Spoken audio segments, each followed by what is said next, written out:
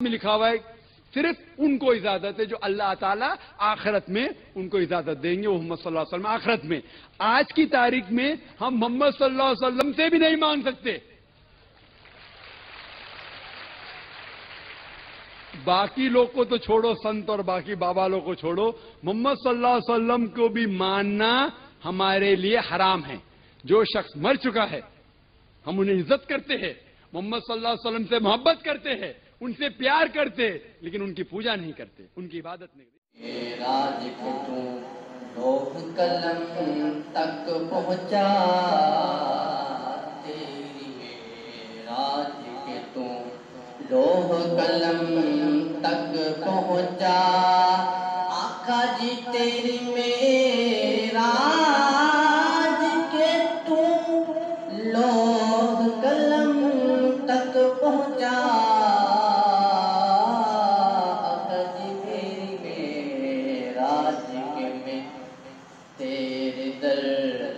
पहुंचा आका जी मेरे मेराज के में तेरे कदम तक पहुंचा।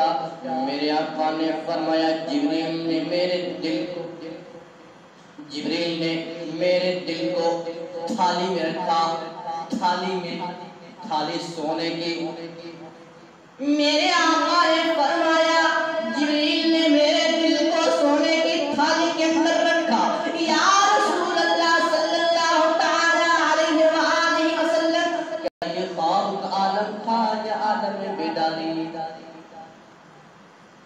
मेरे आका ने फरमाया जागते हुए खुद अपनी आंखों से देख रहा था। मेरे आका का दिल बाहर सोने की थाली में पड़ा है। जिब्रील अलैहिस्सलाम उस दिल को धो रहे हैं आबे जमजम के साथ। किसके साथ? आबे जमजम के साथ धो रहे हैं। मेरे आका अलैहिस्सलाम का दिल बाहर सोने की थाली के अंदर है। जिब्रील अलैहिस्सलाम उसको धो रहे हैं।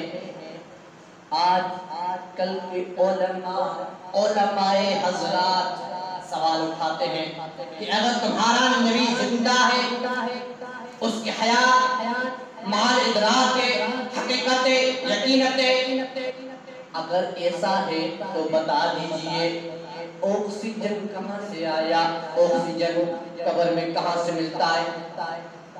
बात ऑक्सीजन की है तो मैं कहता हूँ अगर बात ऑक्सीजन की है तो मुझे बता दीजिए सिर्फ ऑक्सीजन नहीं, हयात के लिए तो दिल भी होना चाहिए, दिल की हरकत होनी चाहिए। मेरे नबी का दिल बाहर है, मेरे आका अलैहिस्सलाम खुद देख रहे हैं। मेरे आका अलैहिस्सलाम अगर दिल के बगैर जिंदा रह सकते हैं तो ऑक्सीजन के बगैर जिंदा रह सकते हैं। ऑक्सीजन कौन सी बड़ी बात?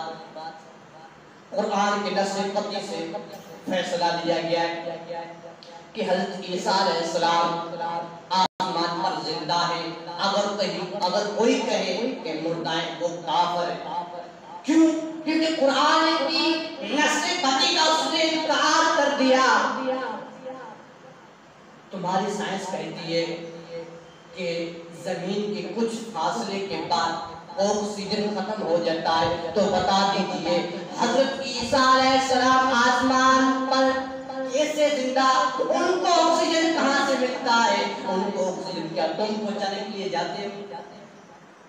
अगर रब्बे कायनात ईसा अलैहिस्सलाम को आसमान पर जिंदा रख सकता है तो मेरे आका अलैहिस्सलाम को भी कब्र अनवर के अंदर जिंदा रख सकता है।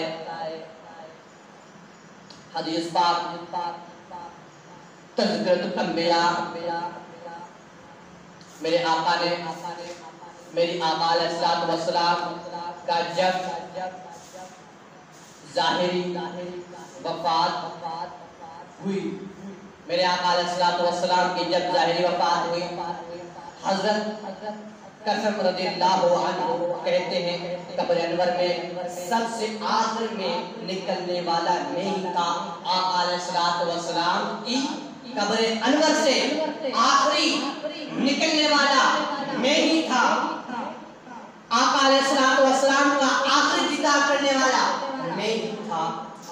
तो मैंने देखा कि आका अलैहिस्सलाम के लब मुबारक हरकत कर रहे हैं, आका अलैहिस्सलाम के लब मुबारक हरकत कर रहे हैं। तो मैंने अपने कान लगाकर सुना तो आका अलैहिस्सलाम फरमा रहे थे, रब्बि उम्मती उम्मती, या रब्बे कायनात मेरी उम्मत मेरी उम्मत, मेरी उम्मत की मग़फ़िरत फरमा। अगर कब्र अनवर के अंदर मेरे आका अलैहिस्सलाम अपनी उम्मत के लिए दुआ कर सकते हैं, अगर मेरे आका अलैहिस्सलाम के लब हरकत कर सकते हैं। बात ऑक्सीजन की आती है, अगर दिल न होगा तो ऑक्सीजन कहां से होगी? मेरे आका का दिल बाहर है, आप ज़मज़म के साथ धोया जा रहा है। मेरे आका अलैहिस्सलाम खुद अपनी आंखों से देख रहे हैं, दिल नहीं है, आका देख रहे हैं। तुम कहते हो कि ऑक्सीजन होना चाहिए, मैं कहता हूँ ऑक्सीजन भी हो लेकिन दिल होना चाहिए, दिल की हरकत भी होनी चाहिए। मेरे आका अलैहिस्सलाम का दिल बाहर है, आप ज़मज़म के साथ धोया जा रहा है, ये तुम्हारा ऑक्सीजन वाली बात गलत है। मेरे आका अलैहिस्सलाम आज भी जिंदा है, बरोज़े क़यामत भी जिंदा होंगे, कब्र के अंदर भी जिंदा है, ज़ाहिरी वफ़ात है उनकी। तुम कहते हो हम आका अलैहिस्सलाम से मोहब्बत करते हैं, कौन सी मोहब्बत करते हो? जब तुम उनका जिंदा मानना